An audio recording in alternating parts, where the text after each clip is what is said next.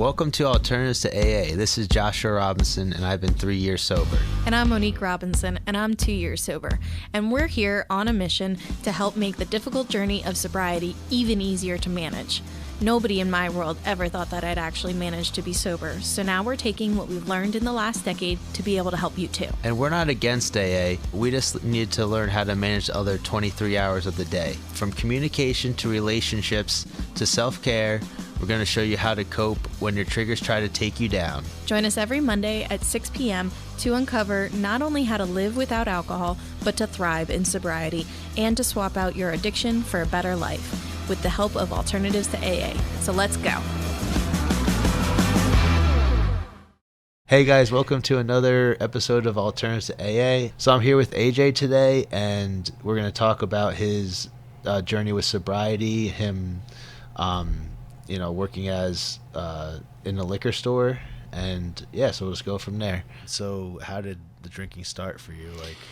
So the drinking started really at I started at like 13 years old. Oh, really? I've been drinking since I was young. It kind of like, at first, like it was like one of those steps, like when you first start off drinking kind of deal. It's like, you're like, this is nice. Like, I like it. It's good. I mean, at 13, you really don't know. Like, you're not drinking to get drunk or anything like that. So when I started young, just because, like, my family in general, my family are a bunch of drinkers. Gotcha. They love to drink. So it was definitely like a lot of pressure kind of put on me a little bit at a young age. To drink at that age? They were pressuring you sometimes? Yeah, it was like, I'd say like pressure and more like they just didn't care. Gotcha. Like they didn't care. They were like, oh, who cares how old he is? Like especially like all my aunts and uncles, they were like, oh, like it doesn't matter. Well, like, that makes it really easy for you to get into it, like thinking that there's nothing wrong with it. Yeah, right? exactly. It's it was definitely like, it was crazy being like that young and being like, oh shit, I can have a glass of sangria, like. Did you feel like an adult, like almost, or not? Not really, because a lot of all my other cousins are kind of a little bit older than me. Gotcha. So I really didn't feel like an adult, but that's just kind of how it was in the family. It wasn't anything crazy. So as that kind of went on, I started just doing, other stuff. Growing up, so pretty much kind of what started really kicking off, like drinking for me, was at like 16, my parents got separated. So when it was probably like, it was sophomore year going into my junior year, I went to Del Val High School for 2 years, and then after my 2 years there, my parents got separated, and me and my father ended up moving to Phillipsburg. Oh, okay. So I actually finished out my last 2 years of high school at Phillipsburg. So from going from Del Val and the cornfields, you go to Phillipsburg High School, and you're like, where the hell am I right now? Like, this does not make any sense. It's totally different worlds, but close to each other in distance. But yeah, it's totally different world. Totally, like, and I'm gonna be honest, it's just the truth. Like, it's a culture shock. Like, you go from 4 African American guys that are at Del Val to having, half of the population of my grade was, blacks, Hispanics. That's just how it was. And, I mean, it kind of like, Phillipsburg isn't the best town necessarily. It's not a good town. A lot of influences and stuff. And that's kind of when, like, my drinking really kind of started progressing. Was, after the divorce, like, that started hitting me. So I started using drinking to cope. Like, that was, like, one of my biggest things was using drinking as coping. And that's what I like to do the most is drink, forget what was on my mind then, wake up the next day and be like, well, shit, it's still here. I guess I got to continue to drink even more. Yeah. So I'd wake up and start drinking. Yeah. And a lot of my old friends, and I say old friends because I dropped a lot of friends. A lot of my old friends, they were they weren't the best influencers at all. Like they were always telling me to do this, telling me to do that. And I was stupid. I was young, you know. I wasn't smart. But it kind of got to the point where I was like, I don't know what I'm doing here. Like I don't know. So if you kind of fast forward a little bit, I think 21, right before I turned 21, I started working at Bourbon Street Liquors. Oh, okay. I know the one in Peaburg. No, the one. Oh, sorry. So actually, it's the one 173. Okay. It's actually right up the road from exit 12 off 78. Okay. Right up the road, they built a new liquor store there. And one day I was driving by and I saw the new construction going up, and I'm like, "What the hell is going there?" And at the time, I was going to RVCC Raritan Valley for college classes. Yeah. I was like, "What's going up there?" And I realized that it was a Bourbon Street getting put there. They started putting signs up like Bourbon Street coming here. Yeah. I was like, at the time I was looking for a job. I was like, you know what? I like to drink. I might as well go work at a liquor store. You know. Is that what most of the people that work at a liquor store, they're usually drinkers? Probably, right? Yes and no. There was this one girl who lived right across the road pretty much, and she didn't drink at all. She just needed a close job. Exactly. Yeah, she could walk. I don't think she really drove, but she could walk to work, and that was that. But everybody else pretty much drank. Gotcha. So when the new construction got put up, I put in an application right away. I was like, "Oh, this is gonna be perfect." I'm 20. I'm about to be turning 21. I'll get a discount on booze. Oh my God, this will be perfect. So I go in when they finally finished like pretty much all the construction. They were just about to start opening up, and I go in. And I met my manager at the time, and I went in and I said, "Hey, are you guys hiring anybody?" And he said, "Yeah, yeah, we are." And I was like, "Awesome! Like, is it okay if I apply?" Yeah. So I did, and I hadn't have heard back from him. It's been like a couple days, 3 days, because he said at first he was gonna call me right back, and I was like, okay. Oh, I'll wait. And then like 4 or 5 days started rolling around. I was like, all right, I'm going to give this guy a call just to, kind of, be up on it a little bit. Sure. And he said, "Oh, dude, and I got sidetracked. I forgot to call you." And I was like, he's like, "You got the job." So nice. I went in, filled out all the paperwork, all the W-2s and everything like that. And I started working there. And I first started off as just like register, like stocking, the beer fridge, all that. Yeah. And like I said, I was only 20 at the time, so I wasn't necessarily supposed to be drinking. But my a bunch of my friends who were older than me would come in like before I got off. Sometimes I'd give them a discount, and then they would buy stuff. Yeah, they would buy me stuff for me. I'd unlock my car inside the liquor store. I'd be like, "Yo, my car's unlocked. Just throw it in the trunk, bro." That's funny. So it was just, it's a crazy environment too.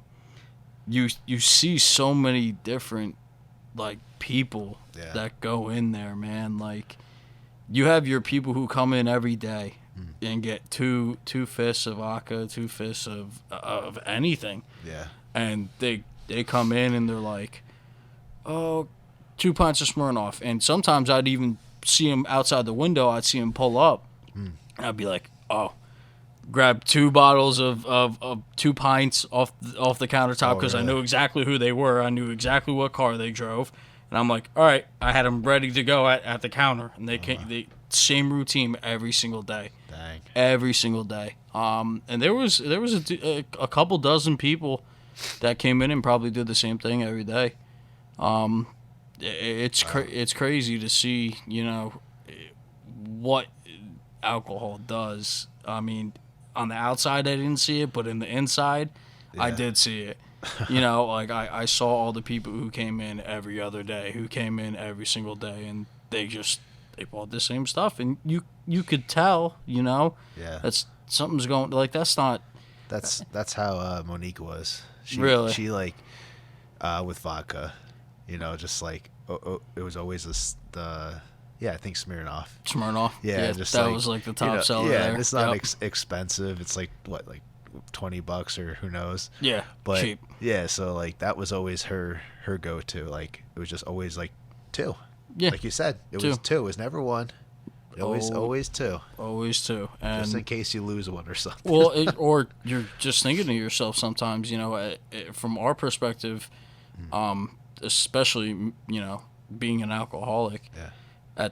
And not me not knowing, but, I would always buy 2 bottles like when I did turn 21 and I was finally able to start buying booze. Yeah. I'd buy like a 750, not like a handle, the 750. Yeah. I'd be like, is this really enough to get me through the night? Like that's what I started to think. Like, I might polish this off like tonight. And they don't want to go back and like and I don't, drunk or something. Yeah. Like mess something up. Exactly. Yeah, so gotcha. what I did is I bought a handle instead. Yeah. It went from 750s and tolerance starts growing and started getting into handles. Yeah. Easy. So pretty much, I was working at the liquor store. It was definitely not a good spot for me to be in, because we would have,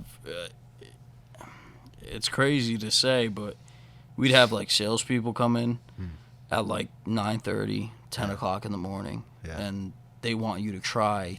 Oh, yeah, sample it out. 15 different bourbons, 15 different wines. They're like bringing bags that roll in that like hold all the wine and bourbon and, sample bottles for you to, they're trying to get their product into the store. Yeah. So, it would usually be me and my manager opening up. At the time, I became assistant manager because I was there for 2 years. Yeah. I became assistant manager and I was like, all right, like, I got a good place here, like, I didn't think at the time I had a problem at all. Like, I didn't think I had a problem. Yeah, that's the worst part about it. Like, usually, like, the worse the addiction is, the less you think you have a problem. And you think you can manage it. Like, if I really wanted to quit, I could quit tomorrow, like, kind of stuff like that. That's what I always told myself. Yeah, I always thought I could quit, like, and just be like, oh, I'll just take, like, a couple weeks off, 3 weeks off. I always wanted more. Like, that's the thing. Like, I was always like, I gotta have more. So, working there and then getting taste tests and stuff like that when all the salespeople would come in, I'd be drunk at work at 10:30 in the morning. And then me and my manager are looking at each other like, are we going to do, like, Uber Eats or something? Like, we got to get something to eat, dude. We're on empty stomachs, didn't even eat breakfast yet, and we got 15 little shots of bourbon in us and wine. God.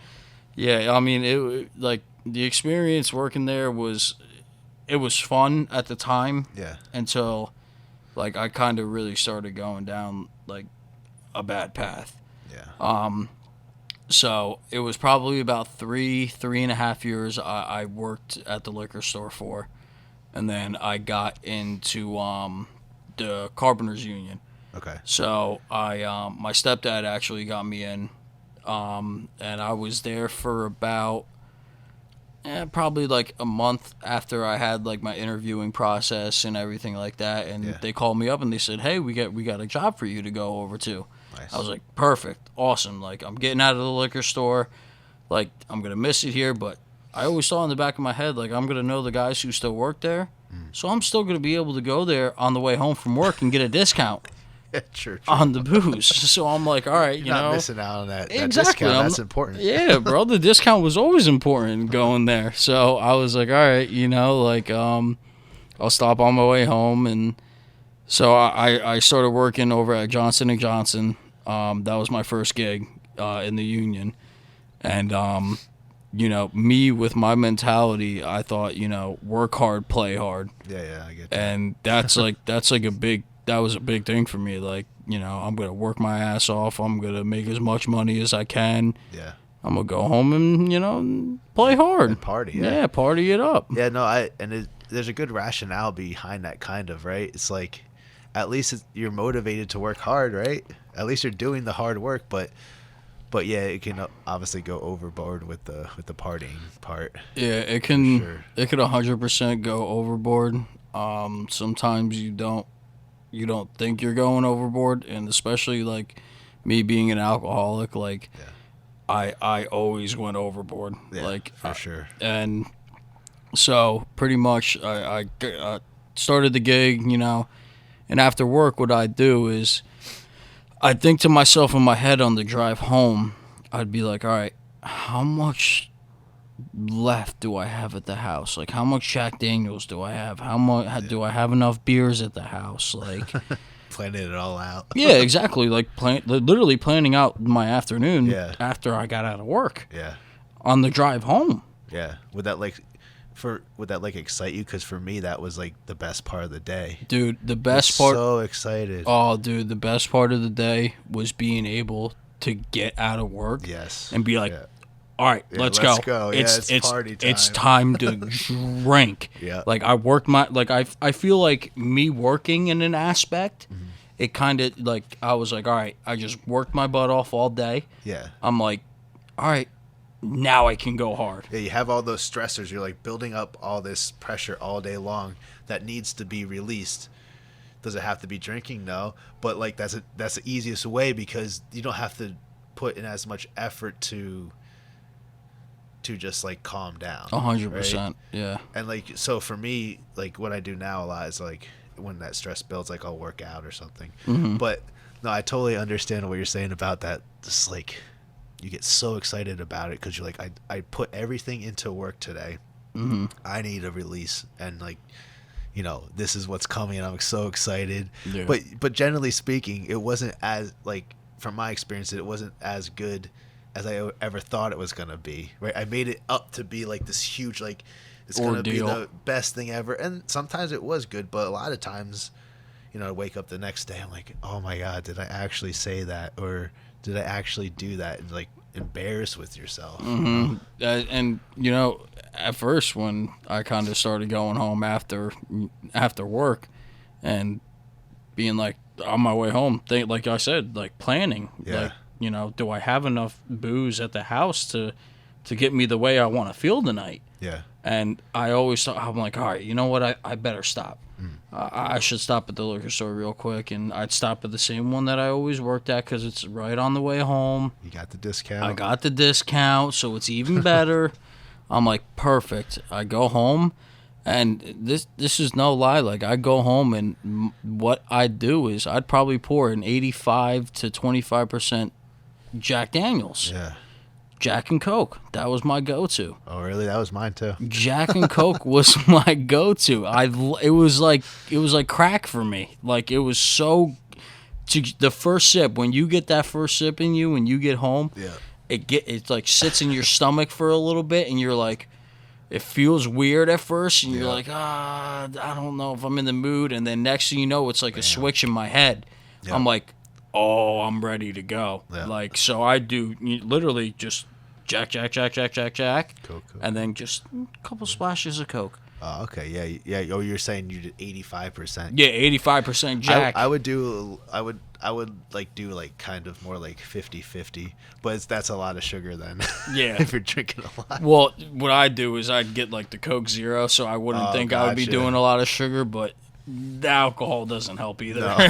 So it's not like, I would be like, oh, okay, well, But yeah, the Jack is good though, for sure. Like, I honestly, for me, I like that tequila sometimes. Oh, see, you were like me. I was Jack Daniels, and then if I wanted to take shots, I'd start taking shots of tequila with lime. Like put the lime in and everything. Yeah, that's where it was at. Yeah, that's good stuff. That's when I had my fun, and I remember like kind of when COVID hit, and like before the pandemic even, I was having buddies over. Yeah.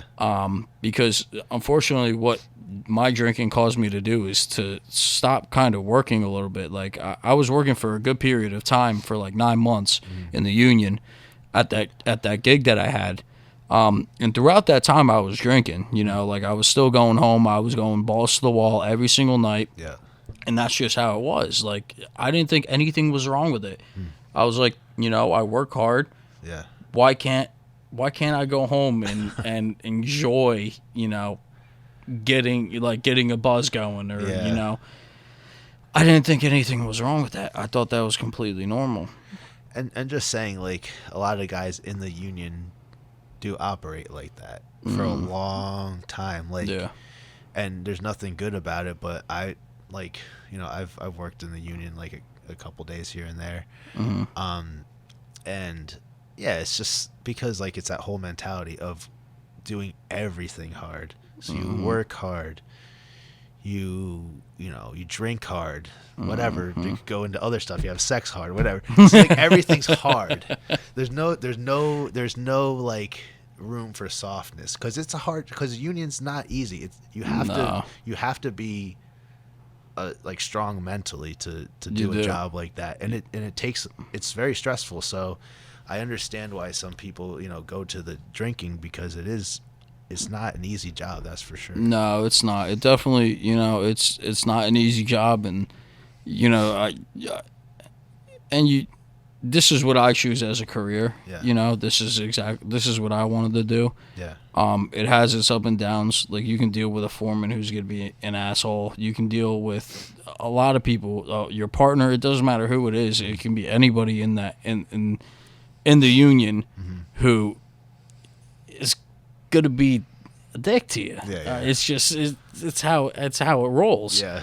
And it's just part of the but like you said, it's work hard, play hard, and unfortunately for me, like, I didn't see it being a problem going home every night and having 6-7 drinks, and by 7:30 I'm passed out because I'm so drunk. Yeah. And I didn't think anything was wrong with it. I'd get up, you know, I was kind of like a functioning alcoholic a little bit. Like, I'd get up, I'd be like, all right, time to go to work. I feel like shit, but I'm still going to go to work. Like, yeah. And it kind of just took over a little bit. Like, I just started feeling really weird in the morning after a night of drinking, and I'd call out of work and be like, I'm not making it in. And, you know, and what had happened is I was on this one job, and I called out on a Friday, I think it was.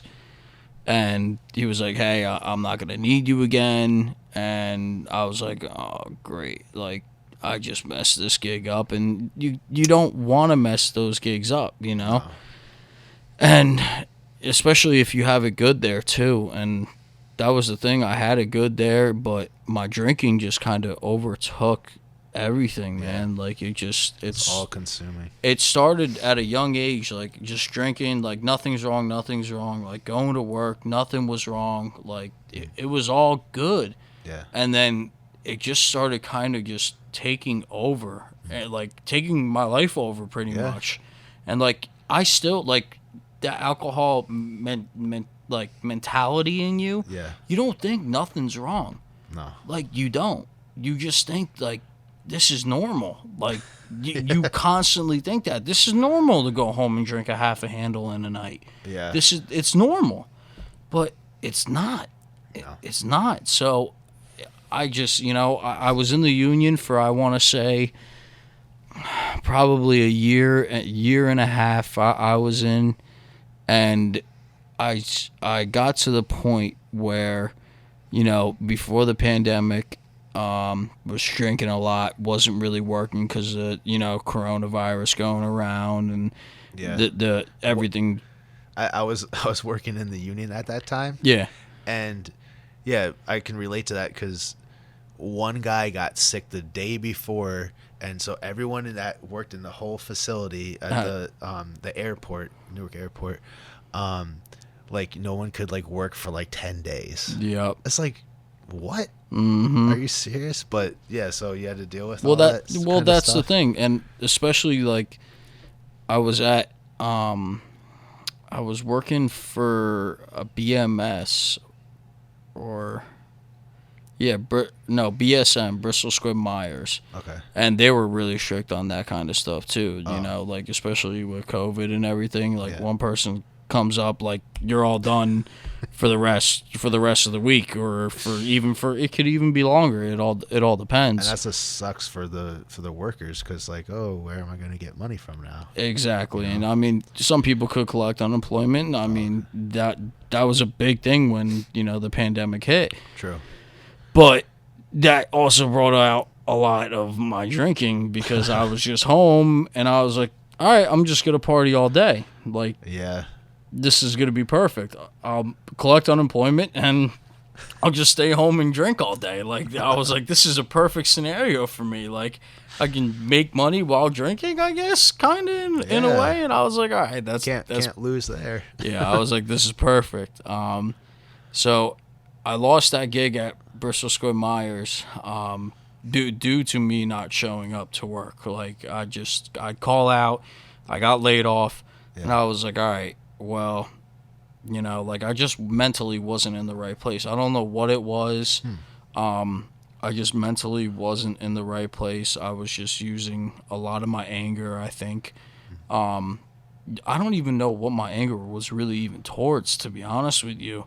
But I was getting so drunk, man. Like, all I remember is, like, I just, every single day, I would just get so effed up. Like, I don't know what I was doing with myself, man. Like, you know, you party in high school and whatever like that, but then you get out of high school and you're planning a career and you're doing all these other things, and this drinking just started catching up to me, and I was just like, all right, this is getting crazy. Like, I'm drinking a lot. Like, and when I'm saying I'm drinking a lot, I'm going through probably 3/4 of a handle in a night. Oh wow. Yeah, like, I was getting to a really bad point. Like, waking up and I'm feeling pains in my back, like, kind of like.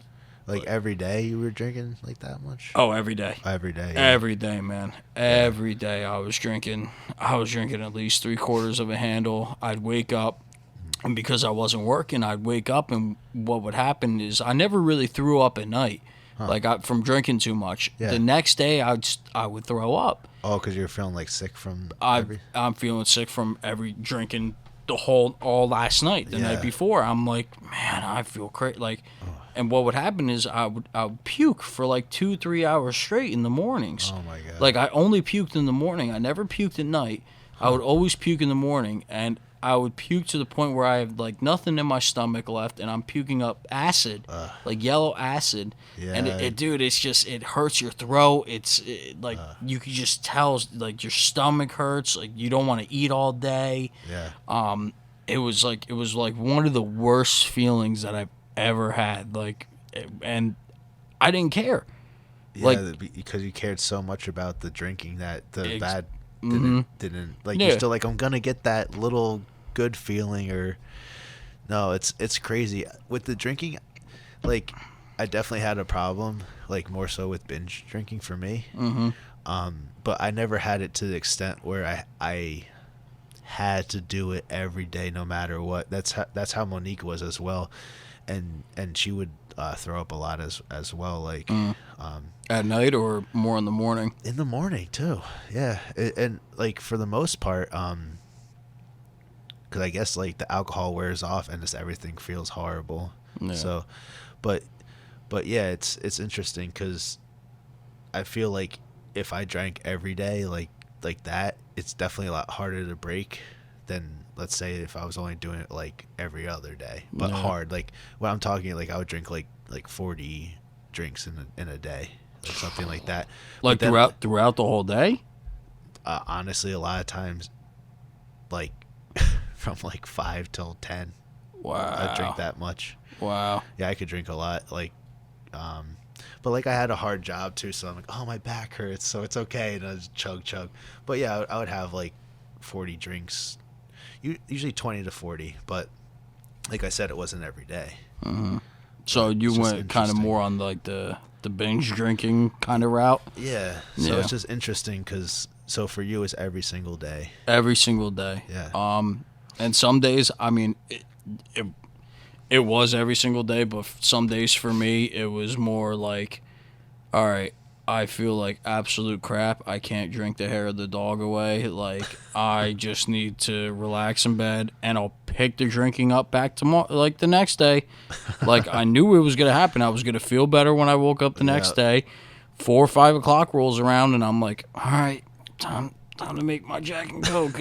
It's time to go. Like, did you ever tell yourself, like, I'm never drinking again? Oh my! Dude, everybody says this. You'll see people tweet about it. You'll see people post on Facebook.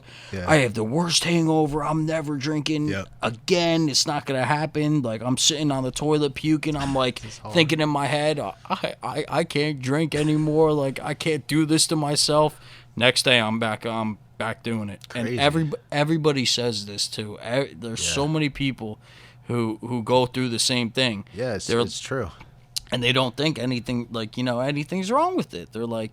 Yeah, it is kind of crazy, right? And like, everyone jokes about it. Oh. They're like, haha, this is hilarious. Yep, haha, this is so funny. I'm puking my brains out, but it's crazy. And then, I was going on that road, and it just kind of got even more out of control. Back when I was, I left this part out, but back when I was 19, or I was 21 at the time. I was down at Barnegat Light, which is a beach. Okay. I was down there with like 5 buddies. My buddy had a beach house down there. Oh, nice. And we were on the beach. We were drinking, having a good time. I was probably like half a handle of Hennessy deep at the time. And it's kind of one of those scenarios where you walk over the dune, and then the beach is right there. And then when you walk back over the dune, it's like kind of like a strip of houses. So you can walk from the house to the beach. Yeah. So my car was parked on like the street. So what had happened is I went to my car, and I went to go get like some waters for all of us. Yeah. And as I went to go get some waters, a cop car pulled up. And I was like, okay, what is this cop car doing here? Yeah.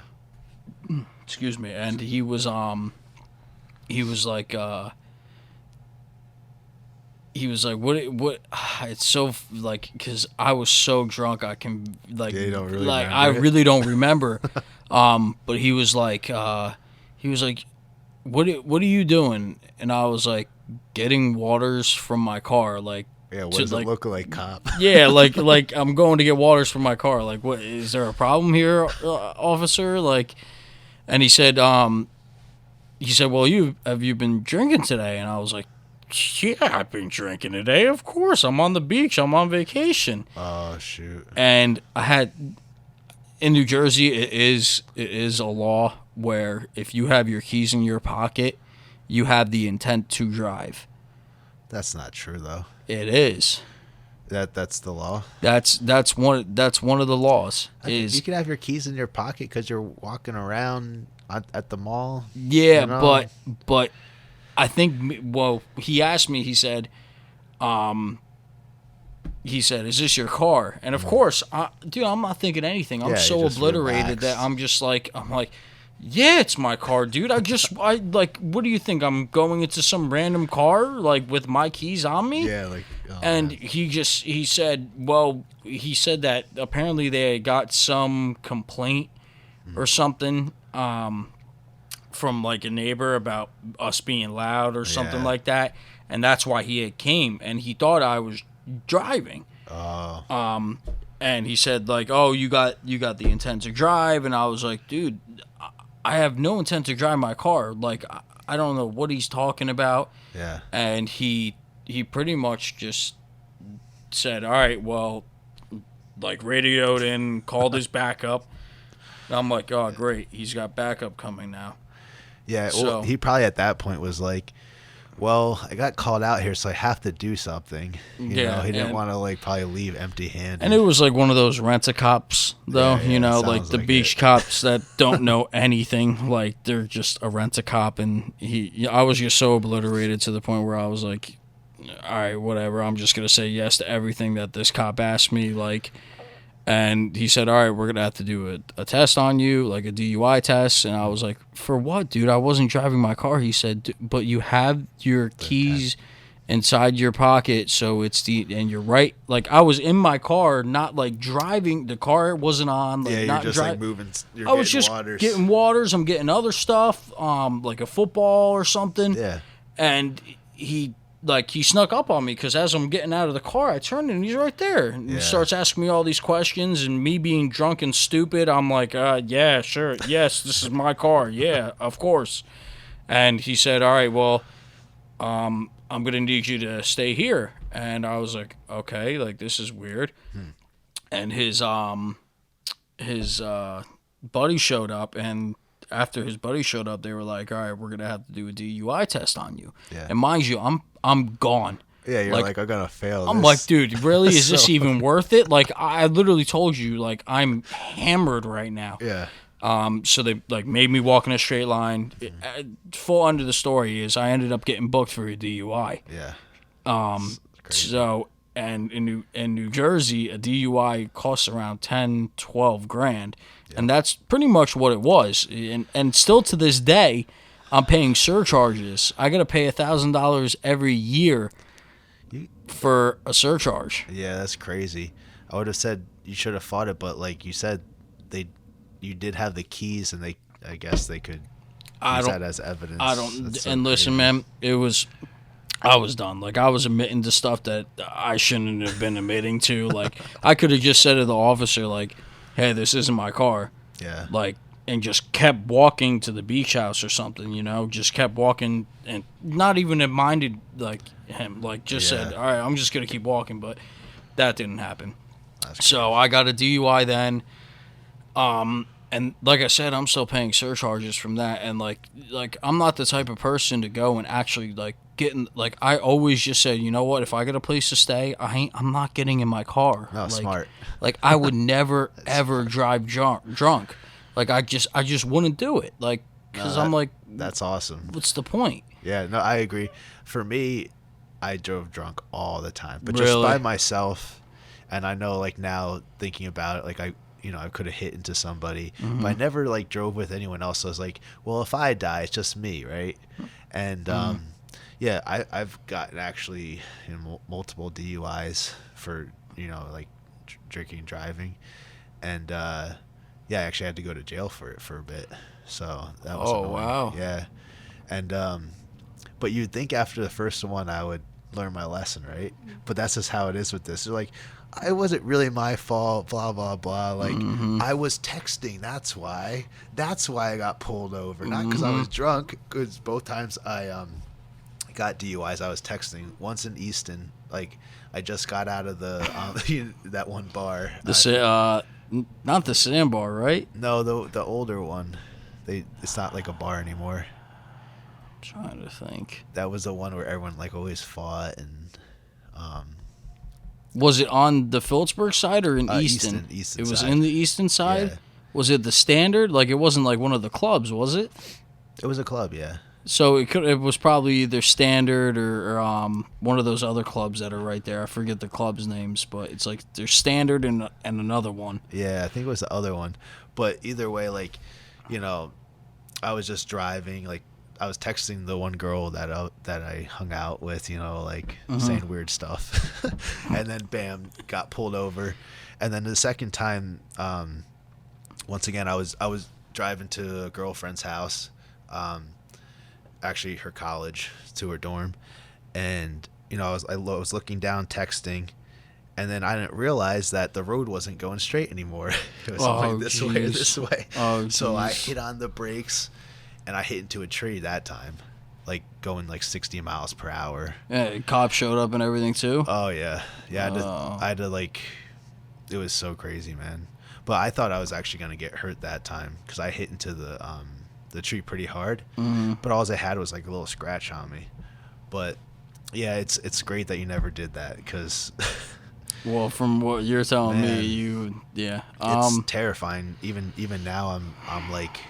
I'm scared driving because, like I'll see cops. I'm like, oh my God, am I driving right? Even though I'm not drinking anymore, it still terrifies me. Did you lose your license for a long time? Yeah, for like 2 years. Sucked, dude. It's so annoying because you feel like a child, right? You do, but you're not, and it's annoying. You do, and that makes you want to like sometimes like fuck it, I'm gonna drink. But obviously I didn't. And I have it in like almost like 4 years now. I think the 23rd of this month is when I've been sober for 4 years. Oh wow, awesome! Yeah, that's awesome, man. Yeah, that's How long awesome. have you been sober for? So I've been sober for about I went into rehab. We'll get into that, but okay. I went into rehab October 8th of now it would be considered last year. Okay, nice. So or no, a year ago. Because this what's it called? This would be October 8th. No, because it wasn't this October. It was the past October 8th. So it's been a year and about a couple months. Yeah, about 4. What would it be? 4 months? November, no, December, 3 months. 3 months. Yeah, it would be 3 months. So nice. It's been a year and 3 months for me now. Thanks for listening to Alternatives to AA. If you would like to contact us directly, please shoot us an email at alternatives2aa2021@gmail.com. We also hope that you continue to join us on Mondays at 6 p.m. You can watch us live on YouTube. You can subscribe to us that way as well. You can leave us a 5-star rating and follow us on Spotify. And if you're on Apple Podcasts, we ask that you please leave a rating and an honest review. We'll see you next week. Bye.